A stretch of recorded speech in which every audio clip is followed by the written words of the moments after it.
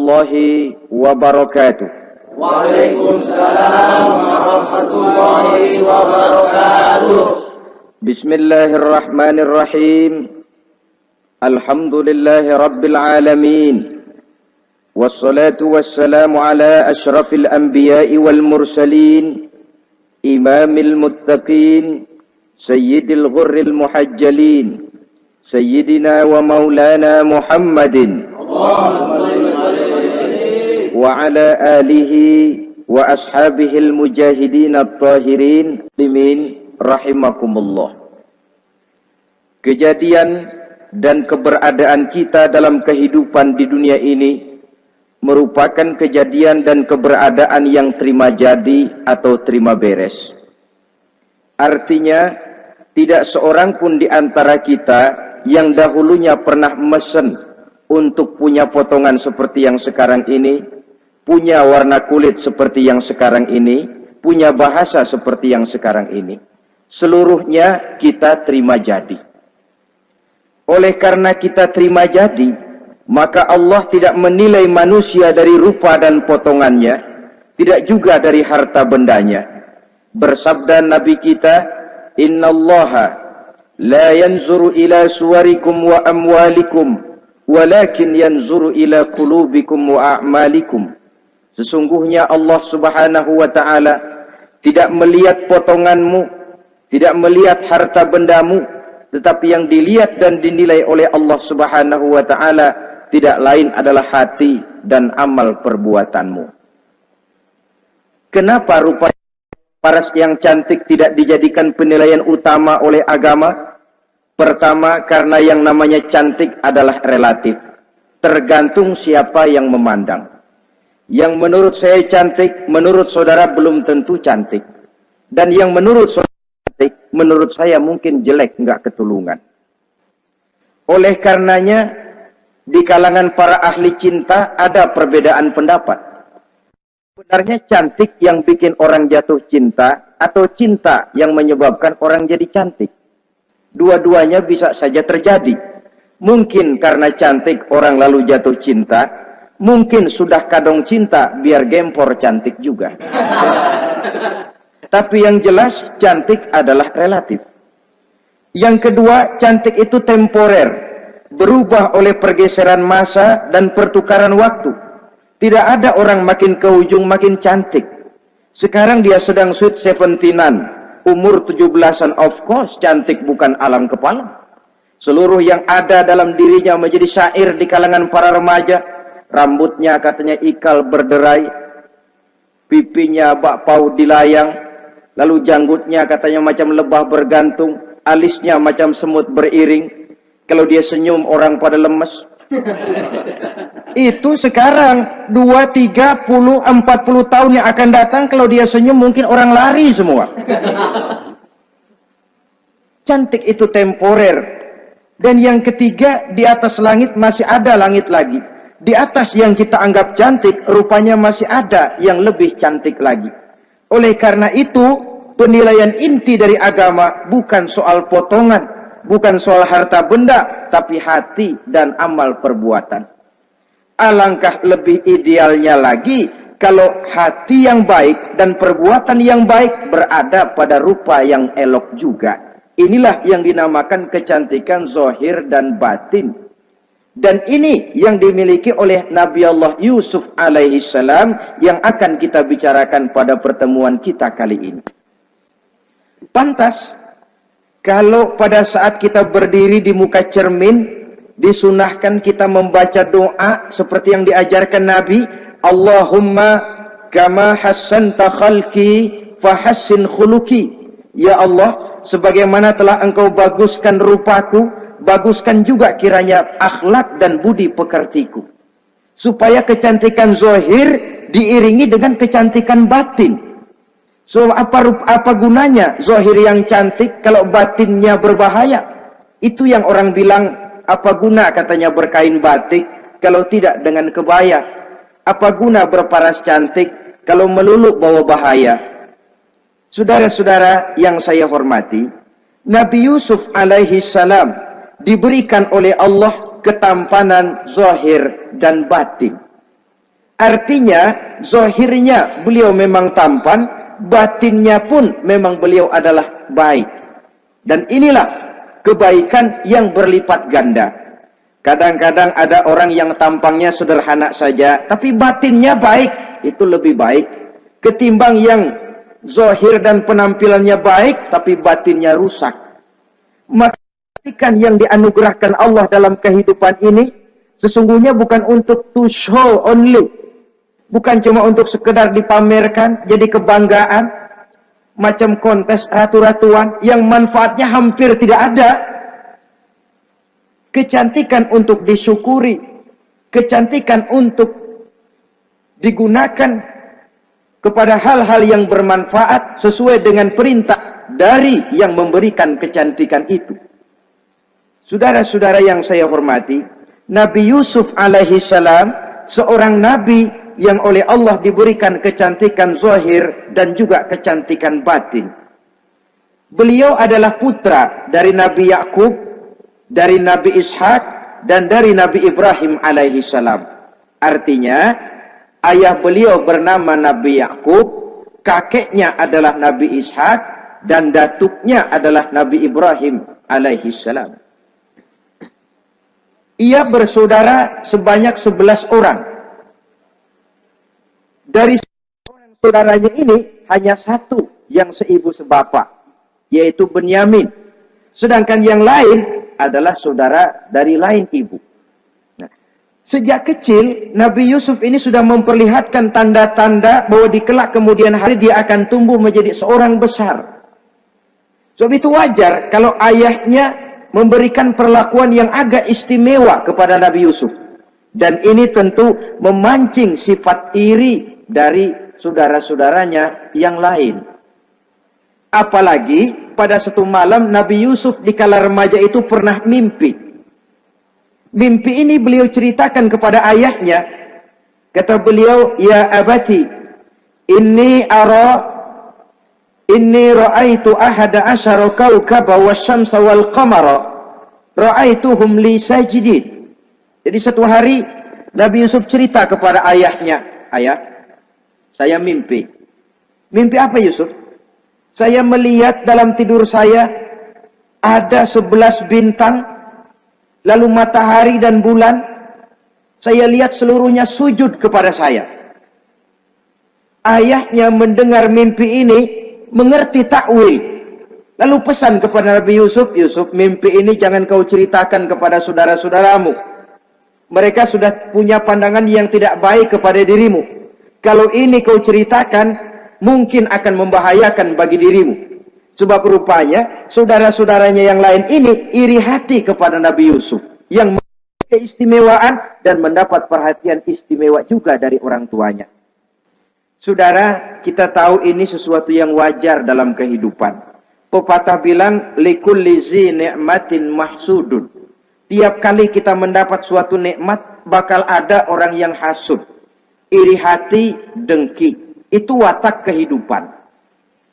Kalau kita jatuh miskin, orang tepuk tangan. Kalau kita jadi kaya, orang tanya berdukun kemana. Wajar saja, likulli zi ni'matin mahsudun. Tiap kali kita mendapat suatu nikmat, tentu ada yang hasud, ada yang iri, ada yang tidak senang. Begitu juga halnya dengan saudara-saudara Nabi Yusuf alaihi salam. Dan watak iri hati ini tidak cuma tinggal iri hati, mereka buktikan lewat tindakan konkret. Suatu hari mereka musyawarah, saudara-saudara yang iri ini. Saudara-saudara, bapak kita nggak adil. Masa Yusuf mendapat perlakuan istimewa? Wa nahnu usbah, sedangkan kita ini golongan yang lebih besar. Dari 12 orang anaknya, masa cuma satu Yusuf yang mendapat perlakuan lebih istimewa? Kita ini yang 11 dianggap angin apa? Nggak adil abah kita ini. Iya, tapi caranya bagaimana? Apa kita omelin bapak? Jangan. Habis Yusuf singkirin. Kalau Yusuf nggak ada, kan anaknya tinggal kita. Praktis perhatiannya seluruhnya akan tercurah kepada kita. Nah, saya ingatkan bahwa hasud sering mendorong orang untuk melakukan segala macam cara. Artinya, orang itu kalau sudah dibakar sifat dengki, iri hati, dia rela melakukan apa saja. Pertama, agar nikmat yang ada pada diri orang lain hilang. Yang kedua, supaya nikmat itu pindah kepada dirinya. Andai kata tidak pindah kepada dirinya, ya hilang sajalah. Jangan orang lain yang dapat nikmat. Ini watak hasud. Ingin nikmat orang lain pindah kepada dirinya, atau hilang walaupun tidak pindah kepada dirinya, tapi yang bersangkutan tidak lagi mendapat nikmat. Untuk itu, segala macam cara akan dilaksanakan. Ini dicontohkan dari usaha yang dilaksanakan oleh saudara-saudara Nabi Yusuf alaihissalam. Oke, setuju, kita singkirkan Yusuf. Tapi caranya bagaimana? Gampang. Bunuh saja. Kalau bunuh sih, rasa-rasanya tidak sampai hati membunuh Yusuf. Lalu bagaimana? Kita kucilkan saja dia. Kita asingkan dari sini, kita buang jauh-jauh, supaya dia tidak ada lagi kelihatan dalam pandangan Abah. Kalau dia sudah tidak ada dalam pandangan Abah, yang dilihat cuma kita, dan seluruh kasih sayangnya akan tercurah kepada kita semua. Nah, setujulah kalau itu. Caranya, nanti kita atur belakangan. Jadi satu hari, permisilah saudara-saudaranya ini kepada Nabi Yakub. Abah, kami permisi mau pergi main-main, dan Yusuf akan kami ajak. Kata Nabi Yakub, saya khawatir. Nabi Yakub sudah melihat gelagat yang tidak baik. Sudah ada semacam firasat. Saya khawatir kalau Yusuf kau bawa, nanti dia akan kena celaka. Atau dimakan oleh serigala, sedangkan kamu nanti akan lalai. Kata anak-anak yang lain, percaya dah Pak, saya akan jaga. Saya kan saudaranya, masa tega membiarkan Yusuf celaka atau dimakan serigala. Pokoknya aman, sip dah.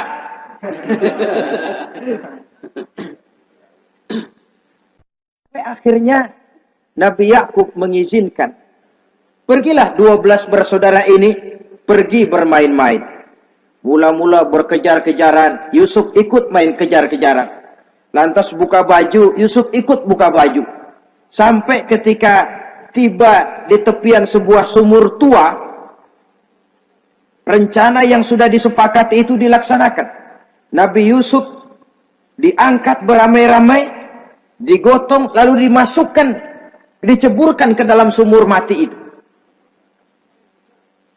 Kemudian baju Nabi Yusuf itu mereka basahi dengan darah kambing.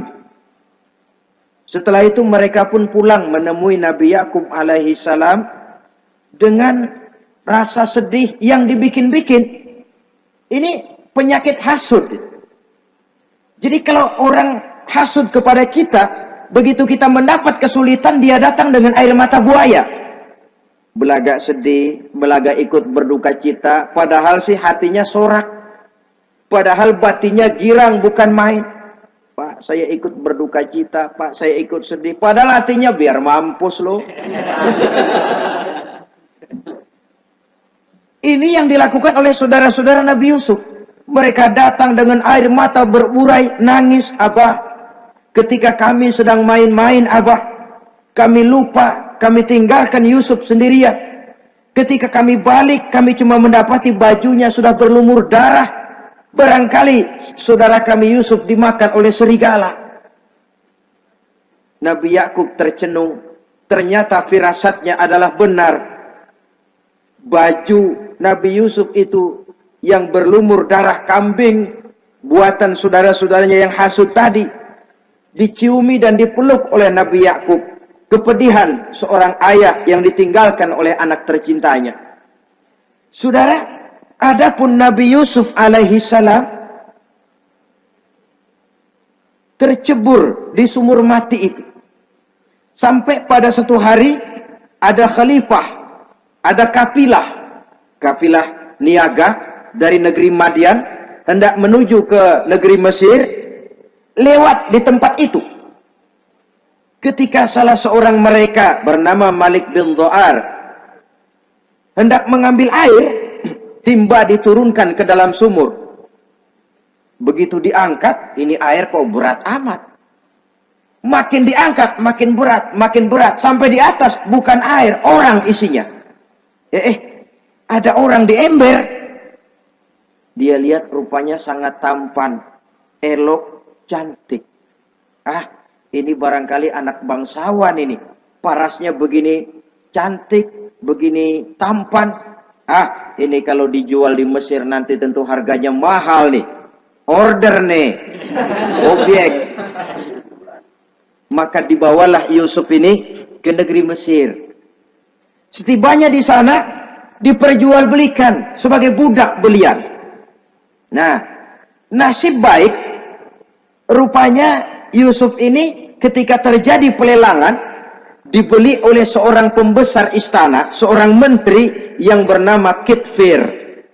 Kitfir melihat, ini cantik anak remaja ini.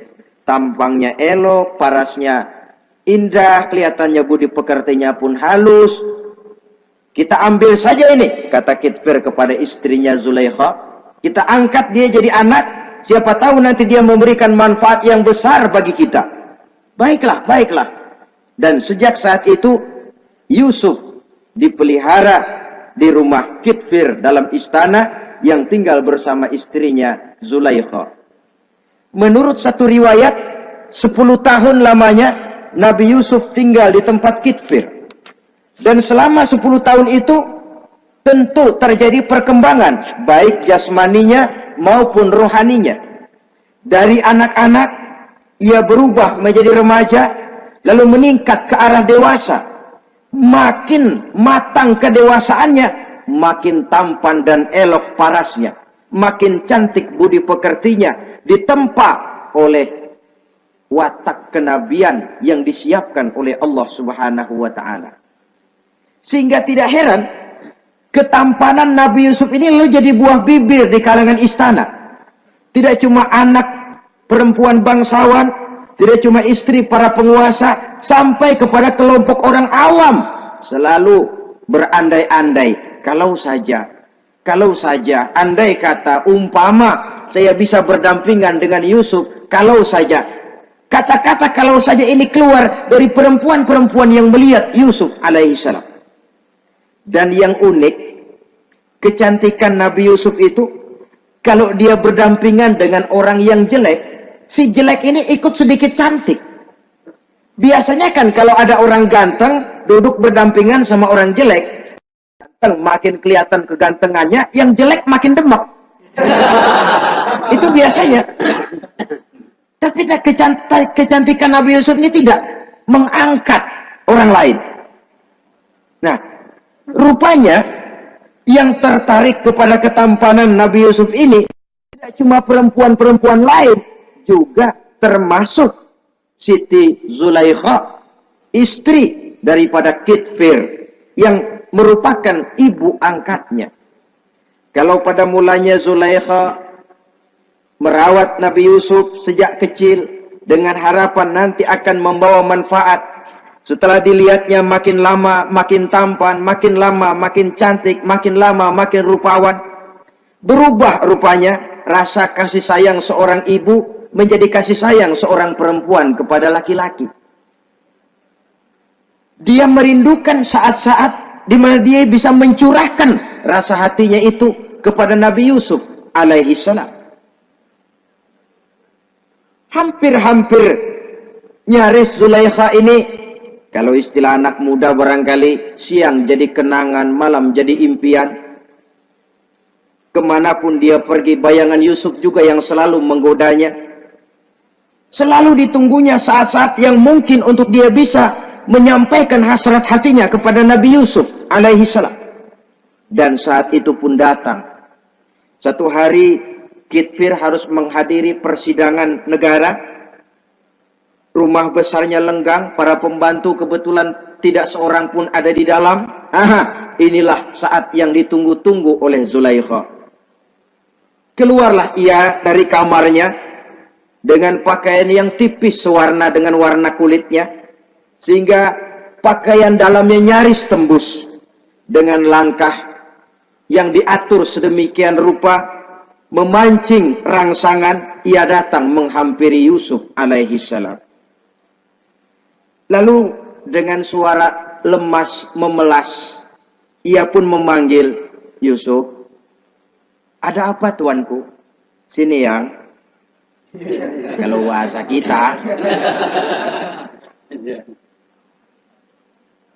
Melihat, mendengar suaranya yang lain dari hari-hari biasa. Apalagi melihat pakaian Zulaikha yang begitu tipis. Jantung Nabi Yusuf berdetak sangat cepat. Darah mengalir dengan cepat. Maklum, beliau juga manusia, laki-laki, normal terlepas dari kenabiannya.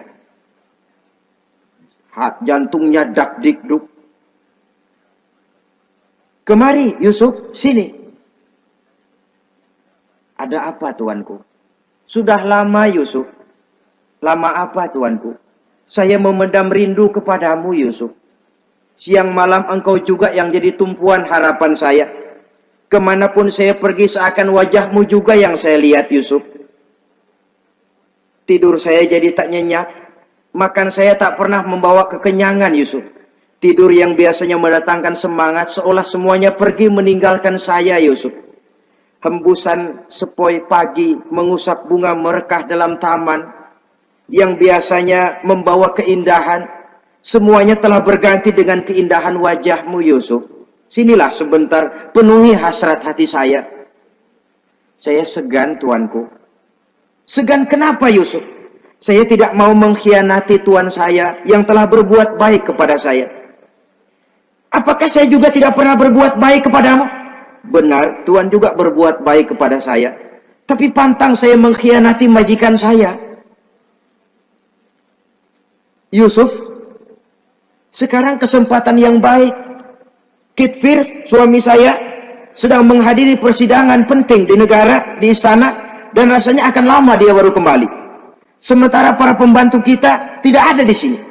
Saya malu tuanku, saya segan. Malu kepada siapa? Tidak ada yang tahu, tidak ada yang lihat. Allah. Saya takut, saya malu kepada Allah tuanku. Padahal kalau menurut ukuran hati, Quran menjelaskan walaqad hammat bihi wa hamma biha. Sebenarnya Zulaikha cinta kepada Yusuf, Yusuf pun senang kepada Zulaikha. Itu iblis sibuk bukan main memasang jerat, pasang besi berani biar pada nyetung.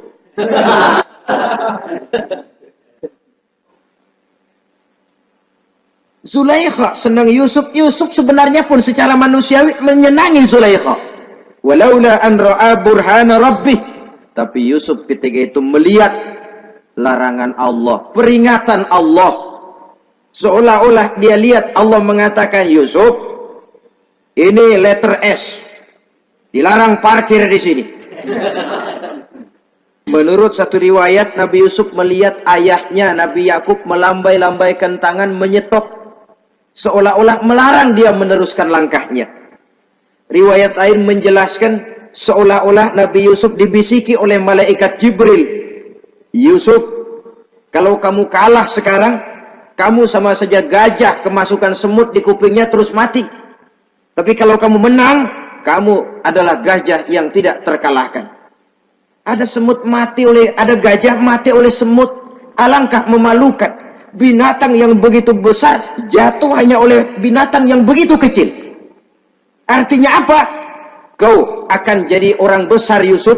Apakah harus gagal dan jatuh cuma karena bujuk rayu seorang perempuan macam ini? Satu riwayat menjelaskan semacam itu. Sehingga mantap Yusuf, maaf tuanku, saya malu kepada manusia. Saya malu kepada majikan, tapi saya lebih malu lagi kepada Allah. Saat ini majikan tidak tahu, orang seorang pun tidak ada yang lihat, tapi Allah pasti lihat. Itu yang saya malu. Ah Yusuf, jangan sok kalem. Mumpung situasi mengizinkan, mubazir nih. Zulaikha pun berangkat pergi ke tempat pembaringan, ke tempat tidur.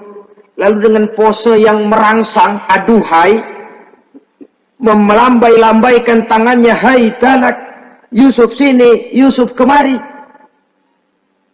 Nabi Yusuf dipelihara oleh Allah. Ketika Nabi Yusuf tetap menampakkan keengganannya, Zulaikha jadi berang. Ya namanya istri pembesar, ditolak oleh anak muda, yang menurut penilaian dia nggak ada apa-apanya. Lu kan kecemplung di sumur, gua pungutin. Cuma sekedar segini aja nggak mau nurutin, kebangetan amat. Bukan Zulaikha kalau nggak nekat. Dia bangun dari pembaringannya, gemes, dia hampiri Yusuf. Kalau cara kita diunyeng Yusuf itu. Dipaksa Nabi Yusuf berlari ke arah pintu, ditarik bajunya dari belakang oleh Zulaikha, sobek belakang bajunya ini. Begitu baju sobek, pintu terbuka, Kitfir suami Zulaikha datang. Orang Arab bilang yumsak mablul, ketangkep basah. Ketangkep basah. Merah padam muka Zulaikha. Sementara Kitfir pun matanya merah. Tapi Nabi Yusuf tenang-tenang saja. Ya wong nggak salah. Tenang-tenang saja Nabi Yusuf. Bukan tenang karena pengalaman. Tenang karena memang tidak berbuat yang negatif. Kadang-kadang ada juga yang tenang tapi pengalaman. Oh, buaya itu.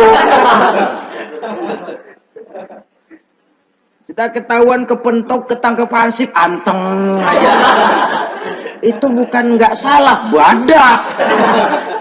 Nabi Yusuf tenang karena memang tidak berbuat salah apapun. Nabi Yusuf tenang karena yakin dirinya benar. Sehingga mantap menghadapi kedatangan Kitfir yang sangat tiba-tiba itu. Adapun Zulaikha, ketika melihat suaminya berdiri di muka pintu, cepat-cepat dia berubah siasat. Inilah salah satu kelihayan makhluk bernama perempuan.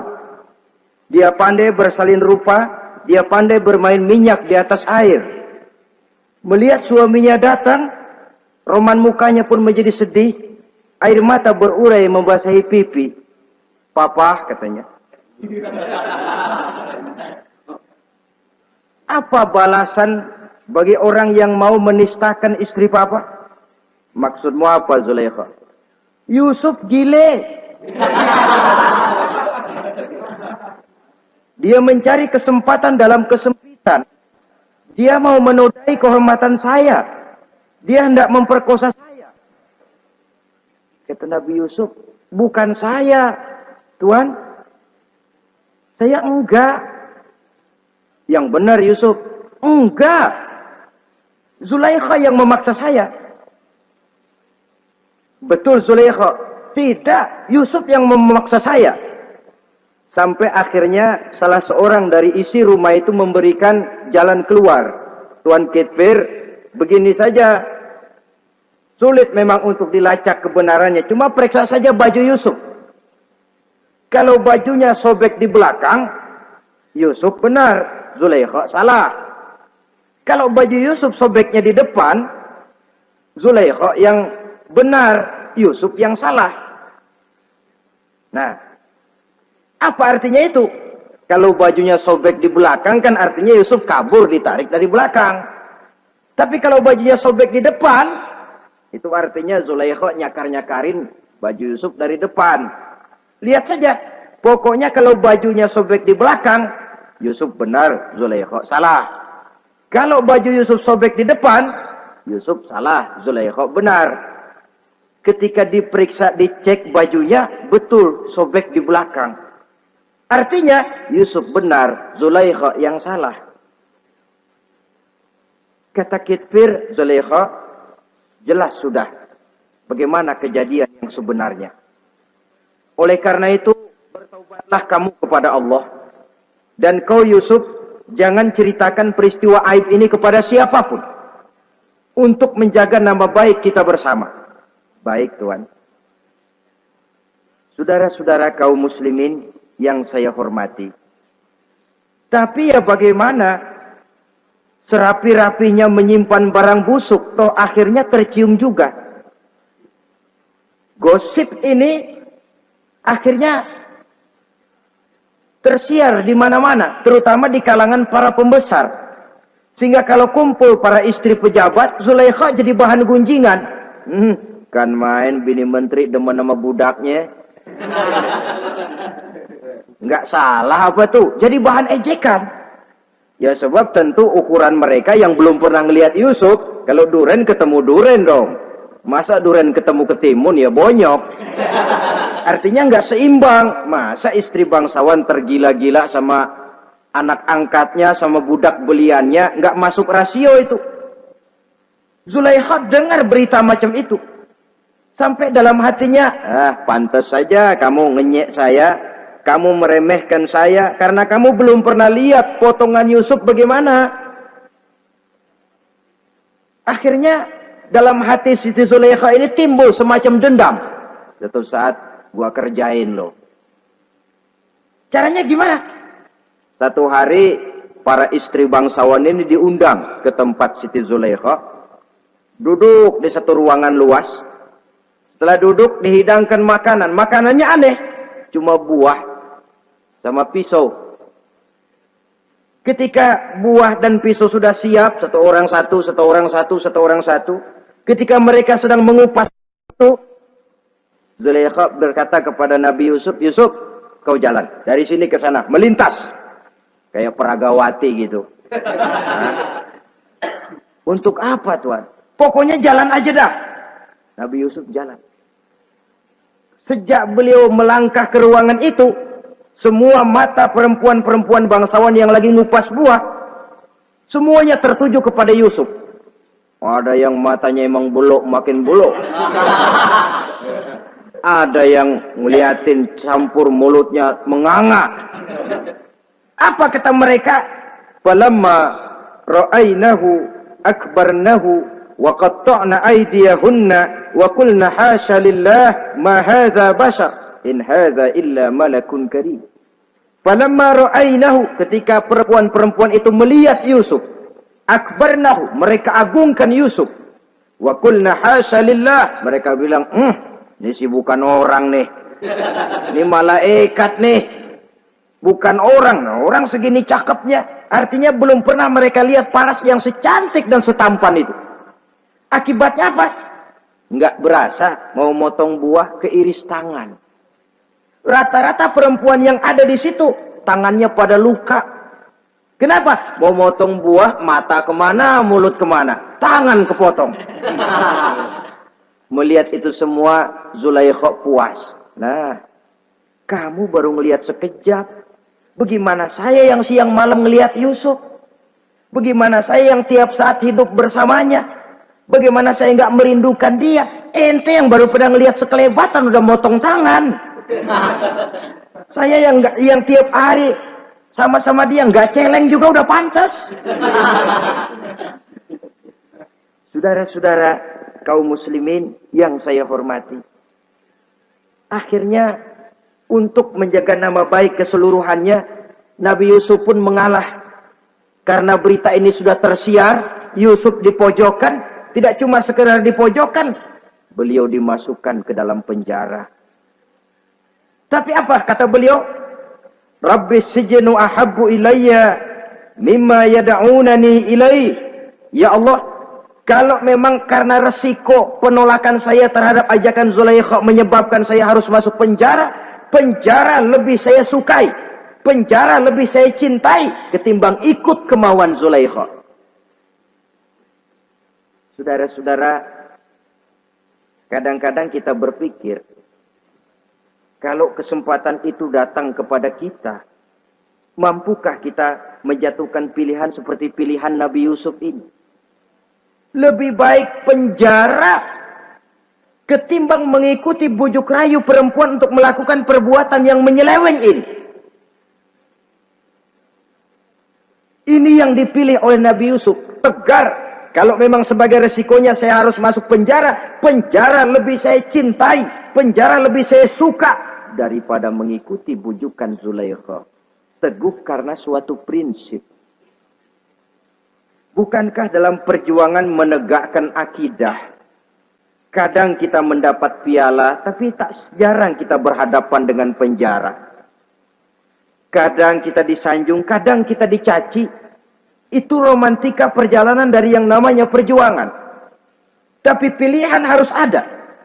Ketimbang ikut bujuk rayu perempuan yang mengajak melakukan perbuatan serong, penjara lebih saya cintai. Sudah pada saat hendak diajak tidak ada yang melihat, beliau menolak. Akibat penolakannya pun masuk penjara, tapi penjara lebih menyenangkan hatinya ketimbang hidup merdeka, tapi jiwa terpenjara. Inilah Nabi Yusuf barangkali. Biar badan masuk penjara, asal jiwa merdeka. Kita sekarang sebaliknya. Jiwa terpenjara tidak jadi soal, asal badan merdeka. Maka jiwa kita sering dijajah. Entah dijajah harta, entah dijajah pangkat dan jabatan, entah dijajah iblis. Jiwa kita yang terpenjara, sementara badan kita merdeka. Nabi Yusuf tidak. Biarlah badan di penjara, asal jiwa merdeka untuk menegakkan sesuatu yang hak. Saudara-saudara yang saya hormati. Adapun di dalam penjara itu, Nabi Yusuf satu sel dengan 2 orang bekas pelayan istana yang dituduh menaruh racun ke dalam hidangan yang hendak disajikan kepada raja. Yang satu tukang ngatur minuman, yang satu tukang ngatur makanan untuk raja. Siapa yang naruh racun enggak jelas, tapi dua-duanya ditahan. Nah, sampai satu malam teman satu sel ini dua-duanya ngobrol kepada Nabi Yusuf. Yusuf, kami ini dipenjara karena dituduh menaruh racun ke dalam hidangan yang dihidangkan kepada baginda raja. Siapa yang salah, kami sendiri tidak tahu. Saya enggak ngerasa naruh racun, kata yang tukang ngatur minum. Saya juga enggak, kata yang tukang ngatur makan. Sampai satu malam, mimpi. Mimpi itu diceritakan kepada Nabi Yusuf. Kata yang tukang ngatur minuman, Yusuf, saya mimpi. Saya memeras anggur, lalu menghidangkannya kepada baginda raja. Apa arti mimpi saya? Kata yang tukang hidangin makanan, kalau saya Yusuf, saya ngimpi menjunjung roti di atas kepala saya, itu roti dipatokin burung. Apa arti mimpi saya? Saudara-saudara, Nabi Yusuf tersenyum. Adapun kamu yang mimpi memerah anggur, kamu akan keluar dari penjara bebas dan akan kerja lagi di istana. Adapun kamu yang mimpi menjunjung roti dipatokin burung, kamu akan dihukum mati, disalib dan kepalamu akan dipatokin oleh burung. Ini tukang roti ngotot, bisa aja lu ah. Ya lempengan apes ramalannya. Ya bukan soal bisa nggak bisa, lihat aja kenyataannya. Cuma kepada kamu yang tukang ngatur minuman, saya pesan, kalau nanti kamu bebas kembali di istana raja, tolong ceritakan ihwal saya kepada baginda raja ini. Saya mendekam di penjara ini tanpa berbuat salah apapun. Baik, insya Allah Yusuf. Dan ketika persidangan memutuskan, seperti tepat yang diramalkan Nabi Yusuf. Si tukang menghidangkan makanan dihukum mati, si tukang menghidangkan minuman kembali kerja di istana. Tapi begitu kerja, dia lupa sama pesan Nabi Yusuf. Itu biasanya watak orang memang begitu. Kalau dalam keadaan kepepet, macam-macam janjinya. Begitu keadaannya longgar, lupa sama janjinya. Sehingga ada pepatah katanya, nolongin anjing kejepit. Waktu kejepit, kaing-kaing minta ditolongin. Begitu udah rapi ditolongin, yang nolongin bisa digigit. Saudara hadirin yang saya hormati, sampai bertahun-tahun Nabi Yusuf mendekam dalam penjara. Tapi itulah yang menambah kedewasaannya. Maka orang beriman ya, yang mantap nilai imannya, tempat tidak jadi soal. Kadang-kadang dia merasakan penjara lebih indah dari alam terbuka. Banyak orang-orang beriman yang justru di penjara menghasilkan karya-karya besar. Kita tahu misalnya almarhum Hamka, justru di penjara bisa menyelesaikan tafsir Al-Azharnya. Salah satu karya besar pujangga terkemuka ini. Macam Hasan Al-Banna, Abdul Qadir Audah, dan banyak lagi tokoh-tokoh Ikhwanul Muslimin merasakan justru penjara itu bagaikan sorga. Kenapa? Mereka yakin di penjara untuk sesuatu yang benar, maka tempat tidak pernah jadi masalah. Kalau jiwa merdeka puluhan tahun mendekam di penjara, tidak akan merupakan satu rasa yang lama. Kenapa? Jiwa tidak bisa dibatasi oleh ruangan 2x3 meter. Jiwa yang merdeka tidak bisa dibatasi dengan teralis besi. Jiwa yang merdeka tidak bisa dibatasi dengan dinding tembok yang tebal. Jiwa yang merdeka, mengembara, melanglang buana, mencari idealisme yang ada dalam dirinya. Itu yang dirasakan oleh Nabi Yusuf alaihi salam. Untungnya, satu malam raja ngimpi. Untungnya ini. Ngimpinya luar biasa. Ada 7 ekor lembu gemuk-gemuk. Makanin 7 ekor lembu yang kurus-kurus. Lalu ada 7 batang gandum yang isinya gemuk-gemuk. Ada 7 batang gandum yang sudah layu-layu. Nah, pagi-pagi ini seluruh dukun-dukun istana dikumpulin. Para ahli nujum apel menghadap baginda raja. Nujum, dukun, ada apa Tuan Raja? Tadi malam saya ngimpi. Ada 7 ekor lembu gemuk-gemuk memakan 7 ekor lembu yang kurus-kurus. Coba takwilkan apa arti mimpi saya itu. Dukun kata, baru tumben nih, aku dengar mimpi begini. Kata Nujum ditanya Nujum godek. Ah, Tuan Raja itu mah kembang tidur aja kali ah. Tidak seorang pun yang mampu mentakwilkan arti mimpi baginda. Sampai tukang minuman dengar lapor. Tuan Raja, ada apa, Mas? Saya waktu di penjara, ada seorang anak muda namanya Yusuf, dia mentakwilkan mimpi saya dan pas seperti takwilnya. Ah, panggil Yusuf. Dipanggil Yusuf. Dibukain pintu penjara, masuk tukang anggur, tukang minuman ini. Yusuf, ente, iya. Kemana aja? Itu dia Yusuf, kelupaan. Iya, kalau kelupaan sehari 2 hari barangkali bisa ditolerir. Kelupaan bisa tahunan. Cuma begitu dengar ada mimpi, pikir tukang minuman. Ah, kali aja ini Yusuf bisa takwilkan, kan jasa saya nemuin Raja sama Yusuf kan. Komisi lumayan.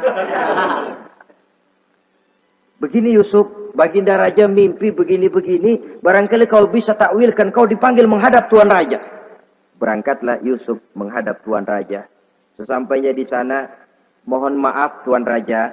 Menurut takwil saya, arti mimpi Tuan Raja itu akan datang satu masa di mana 7 tahun lamanya negara ini subur, makmur, aman, tentram, gemah, repah, loh jenawi, toto tentrem kertora harjo. Tapi akan datang setelah itu 7 tahun lamanya di mana musim kemarau membahana, tanah menjadi kering gagal, rakyat diancam kelaparan. Dan kita harus siap-siap untuk itu. Itu takwil mimpi Tuhan. Caranya bagaimana Yusuf mengatasi krisis kelaparan ini? Ya kita bikinlah gudang-gudang untuk menyimpan makanan. Kalau lagi panen jangan mumpung. Ingat pada suatu saat kita akan paceklik. Sehingga kata orang-orang tua dulu, kalau lagi sehat, ingat dong bakalan sakit. Kalau lagi kaya, ingat dong bakalan miskin. Semuanya itu milik daripada kehidupan. Tidak ada orang yang ketawa terus dalam hidup. Tidak ada orang yang nangis terus. Semuanya silih berganti, datang pergi, patah tumbuh, hilang berganti.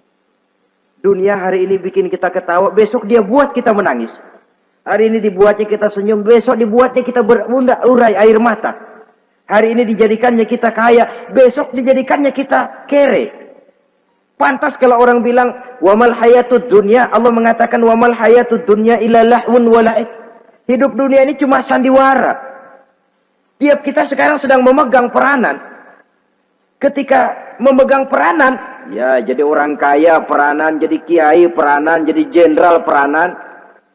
Sama saja dengan wayang golek. Gatot Kaca yang bertulang kawat berotot baja, punya ajian beraja musti, gagah perkasa, bisa terbang di angkasa. Hebat perkasa Gatot Kaca. Kapan? Waktu dipegang dalang. Betul apa benar? Gagahnya Gatot Kaca, sakti mandragunanya sang Gatot Kaca. Kapan itu? Waktu dipegang dalang. Begitu peranannya selesai, sama dalang dimasukin ke kotak, diam aja Gatot Kaca. Terbang kek? Enggak, diam aja. Begitulah kehidupan ini. Gagah kita menyandang bintang 4 di pundak. Gagah kita membawa harta yang banyak. Gagah kita memegang jabatan ini dan itu. Waktu oleh sang sutradara dimasukkan ke dalam lubang yang luasnya tidak lebih 1 kali 2 meter. Nggak bekutik. Nggak ada yang lawan.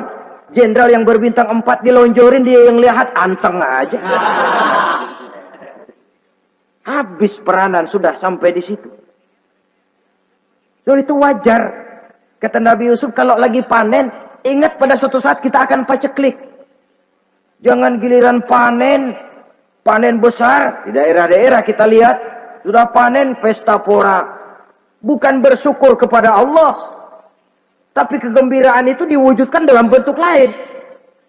Tontonan yang membuat lupa diri, bermabuk-mabukan. Sehingga kadang-kadang kalau di daerah itu katanya kalau musim panen, musim kawin. Musim paceklik, musim cerai. Saudara-saudara kaum muslimin yang saya hormati, karena itu dalam satu hadis Nabi ingatkan, ta'arraf ilallah firraha ya'rifka fisyiddah. Ingatlah kepada Allah di waktu kamu senang, supaya Allah ingat kepadamu waktu kamu susah. Kalau waktu senang kita lupa kepada Allah, ya wajar. Kalau waktu susah Allah juga lupain kita. Dalam terjemahannya dengan kehidupan beragama, wa man a'rada an zikri fa inna lahu ma'isyatan dhanka wa nahsyuruhu yaumal qiyamati a'ma. Siapa yang berpaling daripada peringatanku, kata Allah, aku akan berikan dia penghidupan dan kehidupan yang sempit. Sempit itu apa lalu tidak punya duit? Punya duit. Apa tidak punya harta? Banyak harta. Tapi banyaknya harta, tumpukan duit tidak membuat hatinya makin luas. Tidak membuat hidupnya makin lapang. Sempit, sempit, dan sempit. Itu azab. Yang paling celaka, wa nahsyuruhu yaumal qiyamati a'ma. Di akhirat kami kumpulkan dia bersama orang-orang buta. Allahu Akbar. Di padang mahsyar, dikala orang sibuk, pusing dengan urusan masing-masing, buta lagi. Yang nggak buta aja pusing. Mereka teriak-teriak, qala rabbi lima hasyartani a'ma wa qad kuntu basira. Ya Allah, kenapa kami buta padahal waktu di dunia kami melihat? Allah jawabnya enak aja. Kadzalika atatka ayatuna fanasitaha wa kadzalika al-yauma tunsa. Rasain deh. Dulu waktu di dunia datang peringatanku pada belaga pilon, kamu lupakan, sekarang juga pantas kamu dilupakan. Waktu susah kamu lupa, waktu senang kamu lupa Allah. Waktu susah juga pantas kamu dilupakan Allah. Waktu di dunia kau berpaling dari peringatan Allah. Kalau sekarang Allah berpaling kepadamu juga adil. Walaupun kalau Allah mau tidak berpaling juga adil. Sebab Allah itu mutlak. Tidak ada yang membatasi apa yang dimaui oleh Allah. Saudara-saudara kaum muslimin, itu pesan Nabi Yusuf. Bikin gudang yang besar, simpan bahan makanan untuk persediaan musim kemarau. Kalau begitu sekalian aja deh Yusuf. Sekalian bagaimana Tuan Raja? Kau saya angkat jadi menteri urusan makanan dan urusan kemakmuran. Tuan Raja, apa enggak terburu-buru? Kau bisa mentakwilkan mimpi saya, bahkan kau bisa mencari jalan keluar. Ini sudah sesuatu yang menguntungkan Yusuf. Mencari jalan keluar ini pemikiran yang menteri saya belum bisa berpikir kayak kamu. Sudah, kau pegang jabatan ini. Nabi Yusuf tidak minta, diberikan. Dan memang ada pesan, jangan memberikan jabatan kepada orang yang meminta. Tuh, kalau orang sudah minta tentu ada pamrih dan ada tendensi. Jangan memberikan jabatan kepada orang yang banyak ngeluarin duit untuk mencapai jabatan itu. Sebab apa? Kalau orang mendapat satu jabatan karena banyak ngeluarin duit, maka pekerjaan pertama yang akan dilakukan setelah mencapai jabatan itu ialah dia akan berpikir, bagaimana caranya biar modal gua pulang. Orang jadi gubernur, jadi menteri karena banyak ngeluarin duit, belum dia sempat kerja buat kepentingan rakyatnya, dia lebih dulu akan berpikir bagaimana duit yang saya keluarin supaya pulang. Sisanya kalau ada, barulah untuk kepentingan rakyat, itu pun kalau keburu. Saudara-saudara yang saya hormati, Nabi Yusuf tidak pernah minta jabatan. Raja memberikan jabatan itu. Dan tepat seperti takwil beliau, musim kemarau datang, rakyat dilanda kelaparan, lalu berbondong-bondong ke istana. mencari bahan makanan. Yusuf langsung mendrop bahan makanan ini. Alhasil saudara-saudara, bahaya kelaparan ini sampai juga ke daerah tempat di mana Nabi Yakub tinggal. Lalu beliau utus anak-anaknya. Saya dengar di negeri Mesir ada seorang menteri muda yang tampan dan baik hati. Pergilah kau ke sana dan mintalah makanan darinya. Berangkatlah mereka ini. Saudara-saudara, Nabi Yusuf lihat, ini saudara-saudara saya ini yang dulu nyeburin saya ke sungai. Sekarang pada antri minta jatah makanan. Kalau kita lagi di atas ngelihat orang di bawah kan enak. Yang bawah kelagepan. Kayak orang sedang berkuasa, namanya lagi berkuasa, ngomong apa juga benar. Orang kalau lagi berkuasa kentut bagus masih. Tapi kalau sudah jatuh, jangankan apalagi buang angin, batuk aja diomelin. Miskin batuk melulu lah. Di atas itu, posisi di atas gampang buat mob. Andai kata Nabi Yusuf waktu itu mau menteror, membalas saudara-saudaranya, kesempatan emas. Tapi memang hatinya, hati yang mulia, jiwanya jiwa yang besar. Diberinya saudara-saudaranya itu makanan. Tapi dia tidak memperkenalkan diri dan saudaranya pun tidak mengenali kalau itu Yusuf. Kalau kita kan yang enak. Ingat nggak dulu? Saya diceburin ke sumur. Sekarang gantian ya. Ayo baris lo, gue ceburin atu-atu. Nabi Yusuf tidak. Diberinya saudaranya makanan. Lalu pesan. Lain kali kalau kemari lagi mau mengambil makanan, saudaramu yang namanya Benyamin bawa ke sini. Tanpa dia saya nggak mau ngasih makanan lagi. Ya sudah, pulang saudara-saudaranya ini lapor kepada Nabi Yakub. Abah, itu menteri pesan kalau kamu yang mau ngambil makanan lagi Benyamin harus dibawa. Kalau nggak dibawa kami nggak akan dikasih makanan. Nabi Yakub curiga lagi. Dulu Yusuf hilang. Sekarang nih Benyamin ini saudara sekandung Nabi Yusuf. Kalau yang lain satu bapak lain ibu. Tapi dengan Benyamin ini satu ibu satu bapak. Ini Benyamin mau digituin lagi. Bagaimana? Pokoknya Pak, yang dulu-dulu kami udah tobat dah. Sekarang mah bener-bener banget dah nih. Biasanya sekali lancung ke ujian itu, seumur hidup orang nggak percaya. Sampai akhirnya Benyamin pun dibawa ke sana.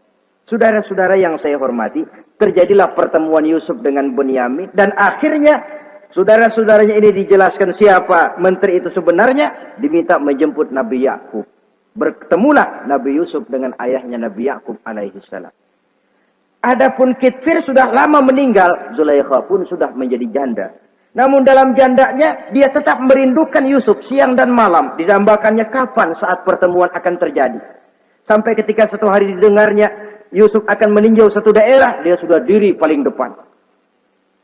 Ketika Yusuf lewat, dia nyindir dengan katanya, Maha suci Allah yang memuliakan orang yang takwa dan menghinakan orang yang berdosa. Merasa ada sindiran, Yusuf nengok. Zulaikha kan? Iya Yusuf. Kitfir bagaimana? Sudah meninggal. Lalu keperluanmu apa sekarang? Saya cuma memerlukan engkau Yusuf. Saudara-saudara, Nabi Yusuf akhirnya kawin dengan Zulaikha yang cantik, menawan. Dan rupanya setelah kawin itulah Nabi Yusuf baru tahu bahwa Kitfir ternyata tidak bisa berfungsi sebagai suami. Dengan kata lain, puluhan tahun Zulaikha kawin dengan Kitfir tetap perawan, utuh, awet. Rupanya Kitfir liwat terus dan numpang liwat, nggak pernah mampir. Dan sejak saat itu berbahagialah Nabi Yusuf dengan Siti Zulaikha. Kita ambil hikmah dari riwayat singkat ini. Pertama, kecantikan zohir lebih penting, kecantikan batin lebih penting dari kecantikan zohir. Alangkah lebih baik lagi kalau kecantikan zohir itu berpadu dengan kecantikan batin. Karena dalam pandangan Islam, Allah tidak menilai manusia dari rupa dan harta, tetapi dari hati dan amal perbuatan. Yang kedua, bahwa ujian dan cobaan yang diterima Nabi Yusuf, tetapi dihadapi dengan ketabahan, pada akhirnya menghasilkan kebahagiaan. Kebahagiaan dunia dan kebahagiaan akhirat.